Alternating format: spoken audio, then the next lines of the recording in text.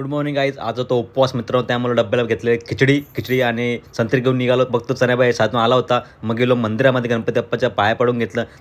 त्यानंतर मला ऑर्डर पडली सिद्धिविनायक मंदिराची मित्रांनो. तेव्हा दादरला गेलो, CNG भरली पटापट आणि लगेच पोचलो सिद्धिविनायक मंदिराजवळ.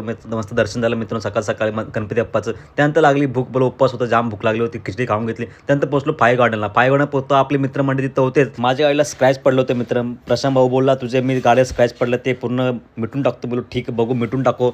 भाईनी खरंच क्रीम ब्रीम लावली मस्त इथं पद्धतशीर आणि बघतो खरंच त्यांनी भाईनी एकदम चकचका केलं. असं वाटतच नाही तर स्क्रॅच पडलेला काय पडलेला. मी बोललो बाई थँक्यू. त्यानंतर आम्ही गेलो उपवास होता, केली बिली खाल्ली.